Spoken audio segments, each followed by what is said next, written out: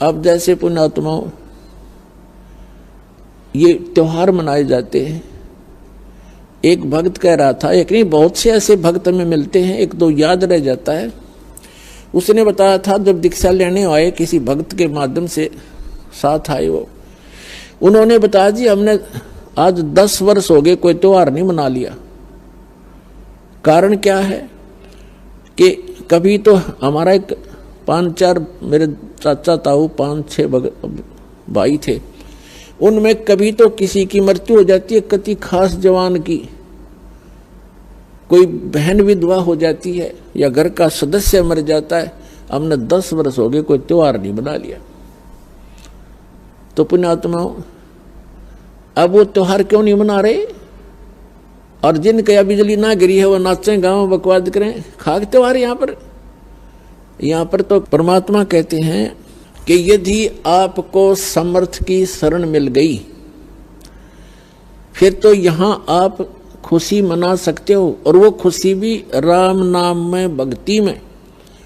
आपका ये त्योहार है सत्संग में आना, परमात्मा की भक्ति करो, सेवा करो, सिमरन करो, दान करो जैसा आपके हाथ से छूटे। तो ये आपकी जो है ना त्योहार है। इसके अतिरिक्त आप क्या देखा दास ने, ये होली मनाते हैं। होली जब से हमें ज्ञान हुआ है हमारे बच्चे भी नहीं करते, छोटे छोटे बच्चे भी अपने घरों में रहते हैं, उस दिन बाहर नहीं निकलते, क्योंकि समाज में ये ज्यादा परंपरा प्रचलित है। तो उस दिन क्या करेंगे, गंदा पानी, रेत, गाँव में मतलब बहुत बुरा हाल है, और लाल मुंह कर लेंगे बांदर की तरह, सारे दिन धक्के खांदे आंडे, और हम अपना बैठ कर भजन करें दरवाजा बंद करके। जैसे अब ये आएगी क्या नाम, पूर्णमासी रक्षाबंधन कहते हैं, सारी उल्टी परंपरा काल की। एक बहन बता रही थी जब दीक्षा ली उसने, और ये उसको ये सब मर्यादाएं बताएगी, सत्संग सुनाए जाते हैं। पहले थोड़ी संगत थी, 100, 200, 400 भक्त आ जाते थे, बैठ जाते थे, सब अब अपनी सुनाया करते थे मेरे पास बैठ के। तो एक बहन कह रही थी जी आप, पहली बार तो मैंने दुख हुआ था इस बात का जब ये सुना कि भाई रक्षाबंधन भी भाई का नहीं बांधना है। तो अब मुझे पता चला कि मैं रक्षाबंधन वाले दिन अपने भाई के रक्षा बांधने के लिए गई थी, रक्षाबंधन राखी बांधन खातिर गई थी, और मेरा भाई किसी कामवश मोटरसाइकिल पर गया हुआ था और उसकी इंतजार कर रही थी। अब क्या हुआ कि शाम के समय दुर्घटनाग्रस्त हो गया मेरा भाई, मृत्यु होगी, और उसका शव आया। ओए होए, पुण्यात्माओं हम रक्षाबंधन किस लिए बांधते हैं भाई के, बहन, कि हमारी रक्षा करे।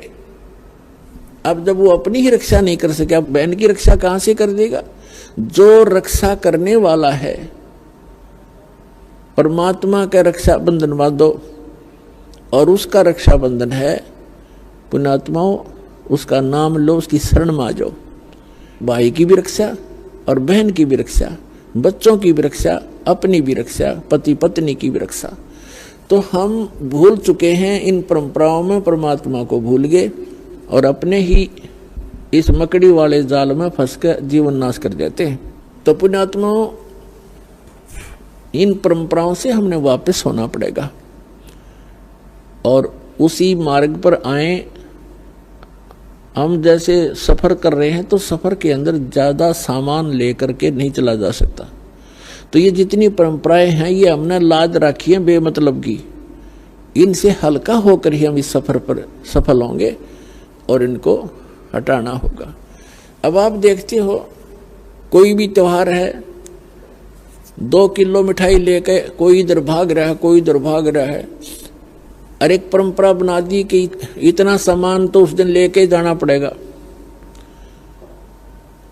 वो मिठाई, वो घेवर जो भी ले जाते हैं वो कैसा बनता है, इतनी जनता को एकदम कहां से लाएंगे? वो इतना खोआ मावा बना करके, सारा डुप्लीकेट माल, अड़ंगा खाना।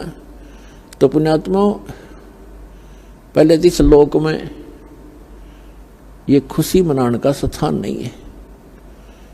हाँ, परमात्मा कहते हैं समर्थ का शरणा गहो रंग होरी हो, फिर कदे न हो एकाज राम रंग होरी हो। समर्थ की शरण गहो,